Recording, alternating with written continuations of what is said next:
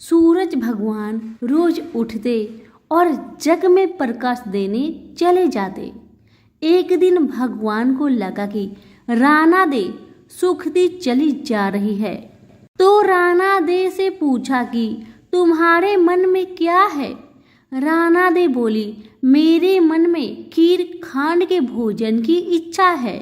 भगवान बोले, मांगा भी तो क्या मांगा, ये तो हम रोज ही खाते हैं। राना दे बोली, भगवान आप खीर खांड के भोजन जिमते हो, मैं तो खट्टी रब जिमती हूँ। भगवान बोले, राना दे तुम झूठ बोलती हो, एक जैसा भोजन मेरी माँ हमको देती है। राना दे बोली, सुबह आप मेरी थाली ले लेना, मुझे अपनी थाली दे देना, फिर आपको सब पता लग जाएगा। दूसरे दिन जिमते समय भगवान ने पानी के गिलास को टक्कर देकर गिरा दिया। माताजी बोली, तुम मत उठो, मैं दूसरा गिलास भर देती हूँ। माताजी गई, इतने में भगवान ने थालियाँ बदल दी। राना दे ने तो जल्दी ही खीर खांड के भोजन कर लिए, पर सूरज भगवान को खट्टी राब भाई नहीं और थाली पर बैठे रहे। माताजी बोली, आज इतनी देर क्यों लगा दी। भगवान बोले, आज तो खीर खांड खट्टी लग रही है। माताजी बोली, राना दे की थाली आपने क्यों ली। भगवान कहने लगे, माँ अपने घर में आप 2 जने और मैं जिसमें भी 2 भात, मैं नियम पालन वाला और मेरे ही घर में ऐसा होता है तो दुनिया में क्या होता होगा। घर में सबका खाना एक जैसा बनाओ। वहां से वो कुम्हार के यहाँ गए और बोले, 2 पेट की हांडी किस कुम्हार ने बनाई। रतन कुम्हार को लगा आज तो भगवान आए हैं, माँ जी तो 1 टका देती है, ये 2 टका देंगे। और कुम्हार बोला, मैंने बनाई। भगवान बोले, आज के बाद 2 पेट की हांडी बनाए तो तेरे सहस्त्र पेट कर दूंगा। कुम्हार बोला, मेरा तो 1 पेट भरना मुश्किल है, सहस्त्र हो गए तो मैं क्या करूंगा, मैं अब 2 पेट की हांडी नहीं बनाऊंगा। इस तरह सूरज भगवान ने दुभांड मिटाई। तो सभी मिलकर बोलिए, सूरज भगवान की जय हो। नारद जी ने पूछा कि श्री हरि के चरण कमलों में प्रकट हुई गंगा किसी प्रकार ब्रह्मा जी की कमल में रही, गंगा भगवान की प्रेयसी भी है, कहो ये सब बातें कैसे घटी। नारायण जी ने कहा, नारद प्राचीन समय की बात है। जलमयी गंगा गोलोक में विराजमान थी, राधा और कृष्ण के अंगों से प्रकट हुई। ये गंगा उनका अंश तथा साक्षात उनका स्वरूप ही है। जलमयी गंगा को आदि शास्त्री देवी अत्यंत सुंदर रूप धारण करके भूमंडल पर पधारी। तब वह गंगा कुछ लज्जा भाव से भगवान श्री कृष्ण के पास विराजमान हो गई। इतने में असंख्य गोपियों के साथ राधा भी आ गई। राधिका को आता देखकर कृष्ण उठकर खड़े हो गए और कुछ हंसकर आश्चर्य भाव से मधुर वचनों में बातचीत करने लगे। गंगा भी तुरंत उठ गई और राधा का सत्वन किया। राधा ने कहा, प्राणेश आपके प्रसन्न मुख कमल को निहारने वाली ये कल्याणी कौन है। इसके मन में मिलने की इच्छा है, आपके मनोहर रूप ने इसे अचेत कर दिया है, इसके सब अंग पुलकित हो रहे हैं। राधा ने साध्वी गंगा से भी कुछ कहना चाहा। गंगा योग में प्रवीण थी। गंगा को योग से राधा का मनोभाव भी ज्ञात हो गया, अतः बीच सभा में ही अंतर ध्यान होकर वे अपने जल में प्रविष्ट हो गई। तब सिद्धि योगिनी राधा ने योग से इस रहस्य को जानकर उस जल स्वरूपनी गंगा को अंजलि से उठाकर पीना आरंभ कर दिया। ऐसी स्थिति में राधा का अभिप्राय भी गंगा से छिपा न रह सका। आता हुआ भगवान श्री कृष्ण के शरण में जाकर लीन हो गई। तब राधा ने गंगा को गोलोक, बैकुंठ लोक तथा ब्रह्मलोक आदि जगहों में ढूंढा, परंतु वह कहीं न मिली। विष्णु, शंकर, धर्म, इंद्र, सूर्य देवता और मुनिगण सभी गोलोक में आए। भगवान श्री कृष्ण को उपस्थित सभी देवताओं ने प्रणाम करके उनका स्वागत किया। श्री कृष्ण ने देवताओं का अभिप्राय समझकर उनसे कहा, आप सभी महान भाव गंगा को ले जाने के लिए यहाँ पधारे हैं, परंतु इस समय वह गंगा शरणार्थी बनकर मेरे चरण कमलों में छिपी हुई है। मैं आप लोग को उसे सहर्ष सौंप दूंगा, लेकिन आप पहले उसे निर्भय कर दे, क्योंकि राधा उसे पी जाने के लिए उद्धत थी। फिर तो वे सब देवता भगवती राधा को प्रसन्न करने में लग गए। भक्ति के कारण अत्यंत विनीत होकर ब्रह्मा जी ने अपने चारों मुखों से राधा जी की स्तुति की। ब्रह्मा जी की इस प्रकार की प्रार्थना पर राधा जी हंस पड़ी। उन्होंने गंगा की सभी बातों को स्वीकार किया। तब गंगा श्री कृष्ण के पैर के अंगूठे के नखाग्र से मिलकर विराजमान हो गई। ब्रह्मा जी ने गंगा के उस स्वरूप को कमंडल में रख लिया। भगवान शंकर ने उस गंगा जल को अपने मस्तक पर स्थान दिया। तत्पश्चात ब्रह्मा जी ने गंगा को राधा मंत्र की दीक्षा दी। गंगा ने सभी उचित नियमों से राधा की पूजा करके बैकुंठ के लिए प्रस्थान किया। जब गंगा बैकुंठ को चली गई, तब ब्रह्मा जी भी बैकुंठ पहुँचे और जगत प्रभु श्री हरि को प्रणाम करके कहने लगे, भगवान श्री राधा और श्री कृष्ण के अंग से प्रकट हुई ब्रह्मद्रव स्वरूपिणी गंगा इस समय एक देवी के रूप में सुशोभित है। प्रभु, आपसे मेरी प्रार्थना है कि आप सूर्येश्वरी गंगा को अपनी पत्नी बना लीजिए। सभी पुरुष प्रकृति से उत्पन्न हुए हैं और स्त्रियां भी उसकी कला है। केवल आप भगवान विष्णु ही प्रकृति से सारे निर्गुण ब्रह्म है। परिपूर्णतम श्री कृष्ण स्वयं दो भागों में विभक्त हुए। आधे से तो दो भुजाएरी श्री कृष्ण बने रहे और उनका आधा अंग आप चतुर्भुज श्री हरि के रूप में प्रकट हो गया। इसी प्रकार श्री कृष्ण के वाम अंग से उत्पन्न हुई राधा भी दो रूपों में परिणत हुई। दाहिने अंश से वे स्वयं रही और बाएं अंश से लक्ष्मी प्रकट हुई। अतः ये गंगा आपको ही वरण करना चाहती है, क्योंकि आपके महाभाग ब्रह्मा ने गंगा को भगवान श्री विष्णु के पास बैठा दिया। फिर स्वयं श्री हरि ने विवाह के नियम अनुसार गंगा को ग्रहण कर लिया और वे उसके प्रियतम पति बन गए। सभी प्रेम से बोलिए, लक्ष्मी नारायण की जय हो, गंगा मैया की जय हो।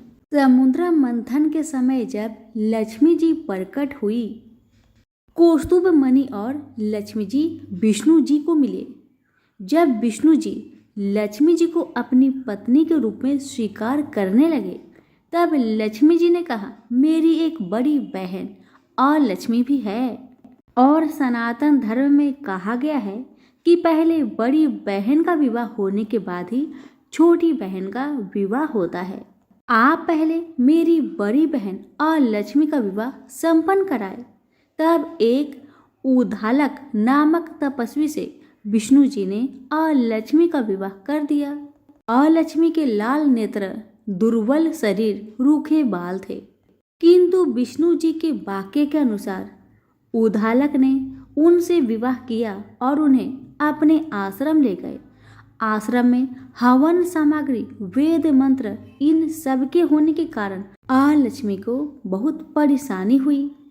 उसने कहा, यह स्थान मेरे रहने योग्य नहीं है, जहाँ यज्ञदान आदि अतिथियों का सत्कार और पति पत्नी प्रेम से रहे, मैं वहाँ नहीं रह सकती। जहाँ दिन रात लड़ाई झगड़े हो, अतिथियों का सत्कार ना होता हो, मुझे ऐसा स्थान प्रिय है। तो उद्धालक और लक्ष्मी के साथ उनके लिए निवास स्थान ढूंढने के लिए निकले और उसको एक पीपल के वृक्ष के नीचे बैठा दिया। कहा कि जब तक मैं वापस ना लौटूं तब तक तुम यहीं पर रहना। जैसे ही कुछ समय बीत गया, लक्ष्मी वहीं बैठी रही, किंतु उद्धालक वापस नहीं आए। लक्ष्मी ने विलाप करना शुरू किया और उसका विलाप सुनकर लक्ष्मी जी ने विष्णु जी से कहा कि मेरी बहन किसी परेशानी में है, उसके रुदन की आवाज आ रही है। तब विष्णु जी और लक्ष्मी जी लक्ष्मी के पास आए और विष्णु जी ने लक्ष्मी को कहा कि पीपल का वृक्ष भी मेरा ही रूप है, तुम इसी वृक्ष पर निवास करो। अब जो तुम्हारी नित्य पूजा करेगा, तुम उनकी सब मनोकामना को पूर्ण करो। तभी से लक्ष्मी का निवास स्थान पीपल के वृक्ष पर है। विष्णु जी का स्वरूप होने के कारण और लक्ष्मी जी की बड़ी बहन का निवास स्थल होने के कारण पीपल का वृक्ष हमारे लिए पूजनीय है। प्रेम से बोलिए लक्ष्मी नारायण की जय हो। हिंदू धर्म में गाय को पूजनीय और माँ लक्ष्मी का स्वरूप माना गया है। कामधेनु गाय को सभी गायों की माता का दर्जा प्राप्त है। कामधेनु गाय दैनिक और चमत्कारी शक्तियाँ से परिपूर्ण बताई जाती है। धार्मिक शास्त्रों के अनुसार कामधेनु गाय में 33 करोड़ देवी देवता निवास करते हैं, इसलिए कामधेनु गाय के दर्शन मात्र से ही सभी कष्टों का निवारण हो जाता है। कामधेनु गाय को सुरभि भी कहा जाता है और इसे निर्मलता का प्रतीक भी माना गया है। कामधेनु गाय का जिक्र मिलता है जब देवताओं ने समुद्र मंथन किया था, तो उसमें से निकलने वाली 14 मूल्यवान चीजों में से एक कामधेनु गाय भी थी, जिसको देवताओं ने प्रणाम किया और स्वर्ग में स्थान मिला। माना जाता है कि जिसके पास भी कामधेनु गाय होती है वह सबसे शक्तिशाली व्यक्ति कहलाता था। शास्त्रों में राजा को भगवान की विभूति माना गया। साधारण व्यक्ति से श्रेष्ठ राजा को माना जाता है। राजाओं में भी श्रेष्ठ सप्तद्वीपवती पृथ्वी के चक्रवर्ती सम्राट को और अधिक श्रेष्ठ माना गया है। ऐसे ही पृथ्वी के एक छत्र सम्राट सूर्यवंशी राजश्री दिलीप एक महान गाय माता के भक्त हुए। महाराज दिलीप और देवराज इंद्र में मित्रता थी। देवराज को बुलाने पर दिलीप एक बार स्वर्ग गए। देव असुर संग्राम में देवराज ने महाराजा दिलीप से सहायता मांगी। राजा दिलीप ने सहायता करने के लिए हाँ कर दी और देव असुर युद्ध हुआ।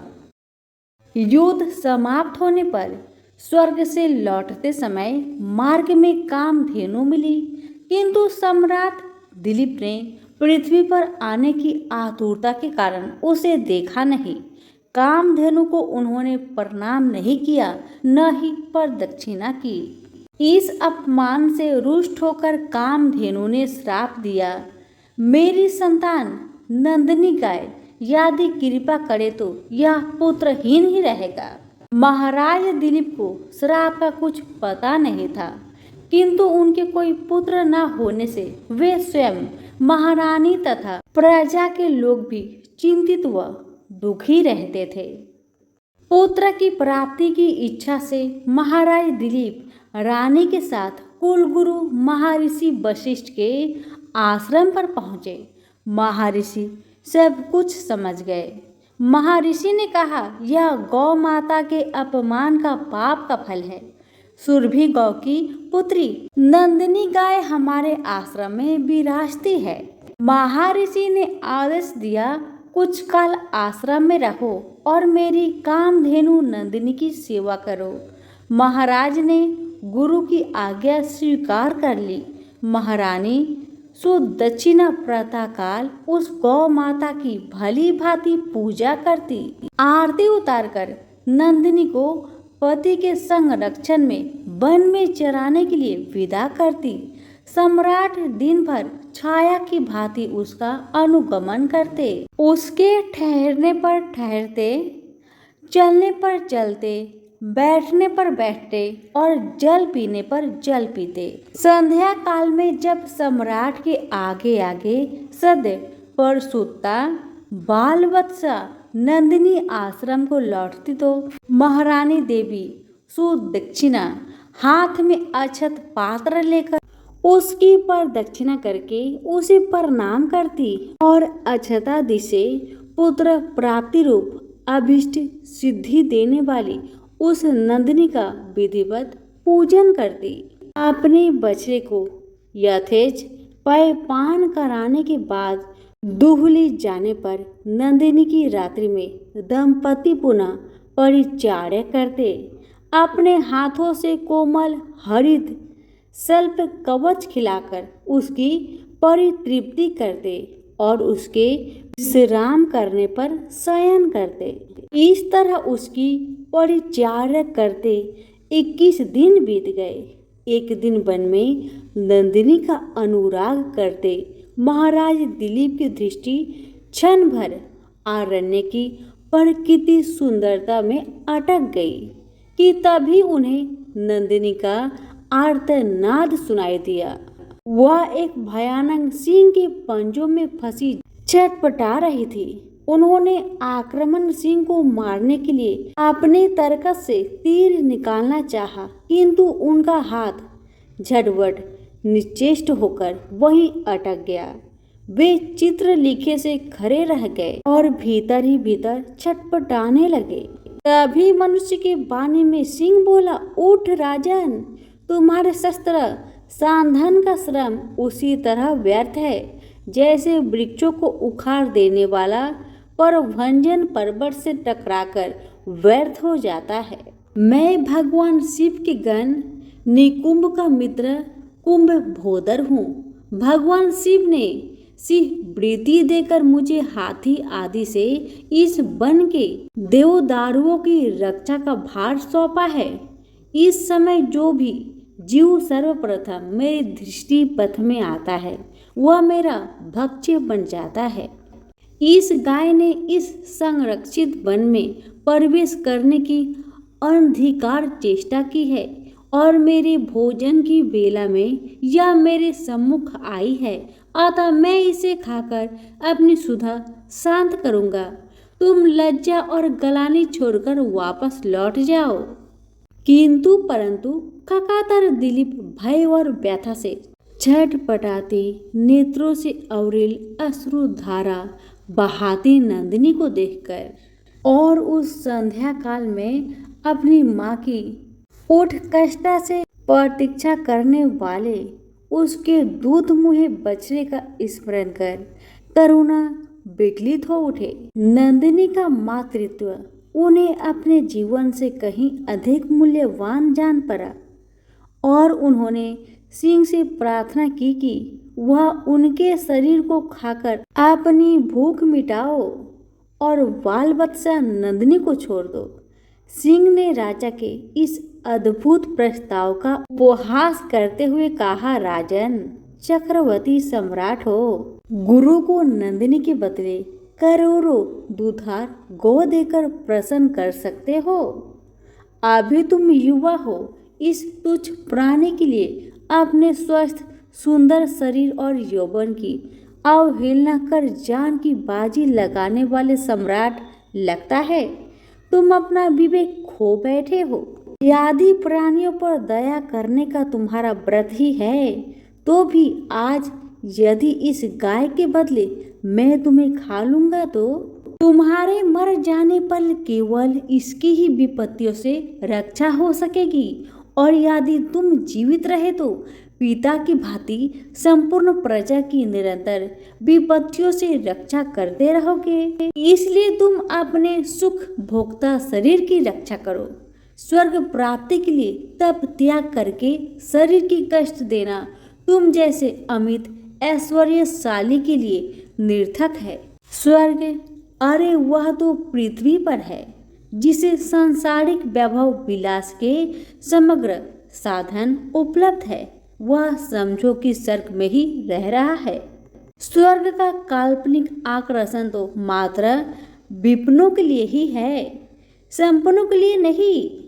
इस तरह से सिंह ने राजा को भ्रमित करने का प्रयत्न किया।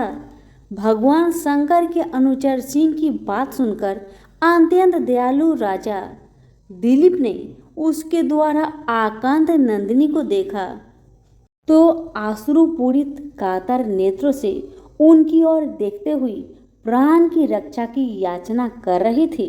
राजा ने क्षत्रियत्व के महत्व को प्रतिपादित करते हुए उत्तर दिया, नहीं सिंह, नहीं, मैं गौ माता को तुम्हारा भक्ष्य बनाकर नहीं लौट सकता। मैं अपने क्षत्रियत्व को क्यों कलंकित करूं? क्षत्रिय संसार में इसलिए प्रसिद्ध है कि वे विपत्ति से औरों की रक्षा करते हैं। राज्य का भोग भी उनका लक्ष्य नहीं, उनका लक्ष्य है तो लोक रक्षक से कीर्ति अर्जित करना। निंदा से मालिन प्राणियों और राज्य को तो वे तुच्छ वस्तुओं की तरह त्याग देते हैं। इसलिए तुम मेरे यश शरीर पर दयालु हो जाओ, मेरे भौतिक शरीर को खाकर उसकी रक्षा करो, क्योंकि यह शरीर तो नरस्वर है, मरण धर्म है। इसलिए इस पर हम जैसे विचारशील पुरुष की ममता नहीं होती। हम तो यश शरीर के पोषक है। यह मांस का शरीर न भी रहे, परंतु गौ रक्षा से मेरा यश शरीर सुरक्षित रहेगा। संसार यही कहेगा कि गौ माता की रक्षा के लिए एक सूर्य वंश के राजा ने प्राण की आहुति दे दी। एक चक्रवर्ती सम्राट के प्राणों से भी अधिक मूल्यवान एक गाय है। सिंह ने कहा, अगर आप अपना शरीर मेरा आहार बनाना ही चाहते हैं तो ठीक है। सिंह के स्वीकृति देने पर राजश्री दिलीप ने शस्त्रों को फेंक दिया और उसके आगे अपना शरीर मांसपिंड की तरह खाने के लिए डाल दिया और वे जाके सिर झुकाए आक्रमण की प्रतीक्षा करने लगे। तभी आकाश से विद्याधर उन पर पुष्प वृष्टि करने लगे। नंदिनी ने कहा, हे पुत्र उठो। यह मधुर दिव्य वाणी सुनकर राजा को महान आश्चर्य हुआ और उन्होंने वत्सलमयी जननी की तरह अपने स्तनों से दूध बहाते हुई नंदिनी गौ को देखा, किंतु सिंह दिखलाई नहीं दिया। आश्चर्यचकित दिलीप से नंदिनी ने कहा, हे सत्पुरुष, तुम्हारी परीक्षा लेने के लिए मैंने ही माया स्व सिंह की सृष्टि की थी। महर्षि वशिष्ठ के प्रभाव से यमराज भी मुझ पर प्रहार नहीं कर सकता, तो अन्य सिंहादि की क्या शक्ति है। मैं तुम्हारी गुरु भक्ति से और मेरे प्रति प्रदर्शित दया भाव से अत्यंत प्रसन्न हूँ। तुम वर मांगो। तुम मुझे दूध देने वाली मामूली गाय मत समझो, अपितु संपूर्ण कामनाओं पूरी करने वाली कामधेनु जानो। राजा ने दोनों हाथ जोड़कर वंश चलाने वाले अंत कीर्ति पुत्र की याचना की। नंदिनी ने तथास्तु कहा। उन्होंने कहा, राजन, मैं आपकी गौ भक्ति से अत्यधिक प्रसन्न हूँ। मेरे स्तनों से दूध निकल रहा है, उसे पत्ते के दोनों से दुहकर पी लेने की आज्ञा गौ माता ने दी और कहा, तुम्हें अत्यंत प्रतापी पुत्र की प्राप्ति होगी। राजा ने निवेदन किया, माँ, बछड़े के पीने तथा होम आदि अनुष्ठान के बाद बचे हुए तुम्हारे दूध को मैं पी सकता हूँ। दूध पर पहला अधिकार बछड़े का है और द्वितीय अधिकार गुरुजी का है। राजा ने धैर्य ने नंदिनी के हृदय को जीत लिया। वह प्रसन्न मना कामधेनु राजा के आगे आगे आश्रम लौट आई। राजा ने बछड़े के पीने तथा अग्निहोत्र से बचे हुए दूध का महर्षि की आज्ञा पाकर पान किया। फलतः वे रघु जैसे महान यशस्वी पुत्र से पुत्रवान हुए और इसी वंश में गौ भक्ति के प्रताप से स्वयं भगवान श्री राम ने अवतार ग्रहण किया। महाराज दिलीप की गौ भक्ति तथा गौ सेवा सभी के लिए एक महानतम आदर्श बन गई। इसलिए आज भी गौ भक्तों के परिगणना से महाराज दिलीप का नाम बड़े ही श्रद्धा भाव से एवं आदर से सर्वप्रथम लिया जाता है। इस चरित्र से यह बात सिद्ध हो गई कि सप्तद्वीपवती पृथ्वी के चक्रवर्ती सम्राट से अधिक श्रेष्ठ एक गौ माता है। तभी प्रेम से बोलिए, गौ माता की जय हो। बहुत समय पहले की बात है। एक गांव में एक ननद भाभी रहा करती थी। ननद अभी कंवारी थी। उस परिवार में ननद, भाभी और भाई, इन तीनों के अलावा और कोई भी नहीं रहता था। भाभी तो कभी कोई पूजा पाठ करती ही नहीं थी और ननद हर रोज तुलसी माता की पूजा किया करती थी, उनकी बड़ी सेवा करती थी। बिना तुलसी पूजन के ननद कभी भोजन नहीं करती थी। ननद का पूजा पाठ देख के भाभी को बहुत क्रोध आता था। कभी कभी भाभी तो अपनी ननद से ऐसे भी कह देती थी कि जब तुम्हारा विवाह होगा ना, तो मैं तुम्हें और बराती को तुलसी ही खाने दूंगी और दहेज में यही दूंगी। इसी तरह समय निकलने लगा, दिन बीतने लगी। अब तो ननद भी बड़ी हो गई थी। भाई ने अपनी बहन के लिए एक अच्छा घर और बर ढूंढा। अब तो बहन की शादी पक्की हो गई। बहन की शादी वाले दिन भाभी ने क्या किया, बारातियों के सामने तुलसी का गमला फोड़कर रख दिया। लेकिन ननद की सच्ची भक्ति और श्रद्धा से तुलसी माता बहुत प्रसन्न थी। इसी कारण से तुलसी माता की कृपा से तुलसी का गमला स्वादिष्ट व्यंजन में बदल गया। ये चमत्कार देखकर भाभी बहुत आश्चर्यचकित हो गई, लेकिन फिर भी उसका आदत नहीं गया। उसने फिर क्या किया, अपने ननद को गहने के बदले में तुलसी की मंजरी पहना दी। लेकिन तुलसी माता की कृपा से वह मंजरी भी सोने के आभूषण में बदल गए। ये देखकर भी भाभी बहुत हैरान हुई, मगर फिर भी अपनी करतूत करनी न बंद किया। उसने फिर वस्त्रों के स्थान पर तुलसी का जनेऊ रख दिया। लेकिन तुलसी माता की कृपा से वह तुलसी का जनेऊ रेशमी और सुंदर वस्त्र में बदल गया। ननद की भाभी बहुत पापिन थी, इसलिए तुलसी माता की महिमा को न जान सकी। भाई ने अपने बहन को बड़े प्यार और आदर के साथ विदा किया। बहन ससुराल में गई।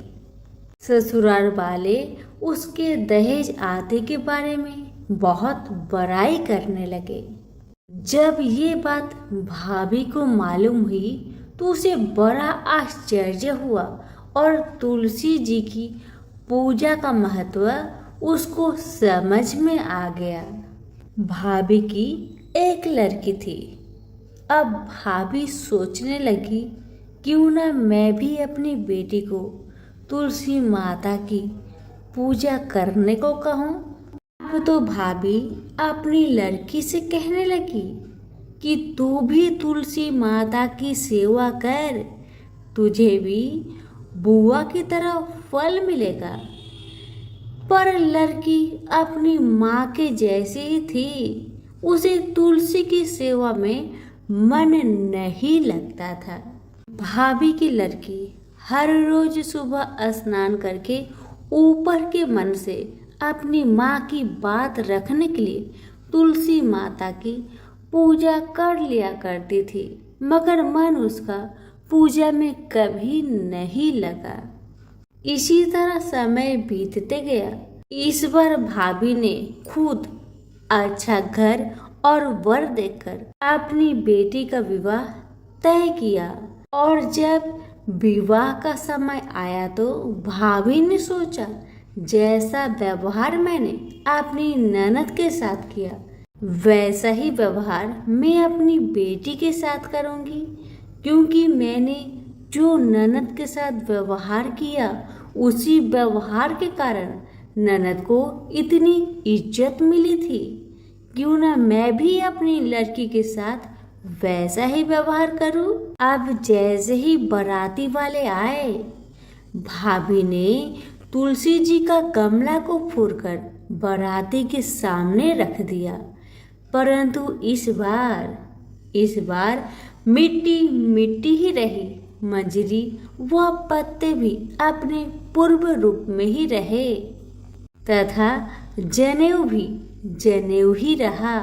सभी बाराती भाभी की बुराई करने लगे। ससुराल में भी लड़की की और उसकी माँ की बहुत बुराई हो रही थी। भाभी को अपनी ननद से बहुत जलन होता था। इस कारण भाभी अपनी ननद को बहुत कम ही घर पर बुलाया करती थी। पर भाई अपने बहन को बहुत मानता था। भाई ने एक दिन सोचा, बहन की शादी किए हुए बहुत साल हो गए, क्यों ना मैं अपने बहन से मिलकर आऊं, उसके ससुराल जाऊं। अब भाई ने अपनी इच्छा अपनी पत्नी को बताया। पत्नी से कहा, कुछ सौगात ले जाने के लिए कुछ दो। बहन का घर जाऊंगा, खाली हाथ कैसे जाऊं, कुछ हो तो मुझे दो। भाभी ने क्या किया, गुस्से से जुआर एक थैले में भरकर कहा, लो इसी को लो और अपनी बहन के घर ले जाओ। मेरे पास और कुछ नहीं है, यही है, इसी को ले जाओ।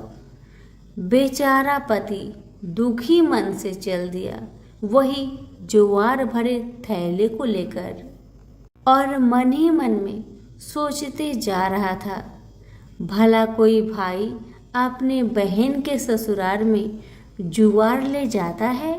यही सोचते सोचते भाई बहन के ससुराल की तरफ जा रहा था। उसने सोचा, ये जुआर बहन के ससुराल ले जाऊंगा तो लोग क्या कहेंगे, क्यों ना मैं इसे गाय को खिला दूं। भाई जब बहन के नगर के समीप पहुंचा और उसने एक गौशाला में गाय के सामने जुआर का थैला उलट दिया। जुआर को उलटता देखकर तब गौपालक ने कहा, ए भाई तुम ये क्या कर रहे हो? सोना मोती गाय के आगे क्यों डाल रहे हो? भाई ने जब नीचे देखा तो सचमुच हीरे मोती सोना चांदी जगमगा रहे थे। भाई ने तुलसी माता के चमत्कार को जान लिया और जोर जोर से तुलसी माता की जयकारा लगाने लगा और सारी कहानी उस गौपालक को बताया था। सोना चांदी हीरा मोती थैले में भरकर बहुत प्रसन्न मन से अपने बहन के घर गया। बहन भाई को देखकर बहुत प्रसन्न हुई और अपनी भाई की बहुत आवभगत की। भाई ने अपनी बहन की सास ससुर से आज्ञा लेकर अपनी बहन को घर लेकर आया और रास्ते में सारी कहानी बताते आ रहा था कि कैसे भाभी ने ज्वार भरकर थैले में दिए थे और तुलसी माता की कृपा से कैसे ये ज्वार हीरे मोती सोने चांदी में बदल गए। भाई को तुलसी माता का महिमा पता चल गया था। अब भाई और बहन घर आकर अपनी भाभी को सारी कहानी बताते हैं और तुलसी माता की महत्व को समझाते हैं और पूजन करने का फल उसे भी बताते हैं। अब तो भाई और भाभी और उसकी बेटी तीनों जन मिलकर हर दिन तुलसी माता का पूजन किया करते थे और तुलसी माता भी उनके पूजन से प्रसन्न होकर उनके घर में अन्न धन के भंडार भर दिए और भाभी की बेटी को भी अच्छा घर और वर मिला। तो सभी मिलकर बोलिए तुलसी मैया की जय हो। कथा अच्छी लगे तो लाइक करके अभी शेयर करें। धन्यवाद।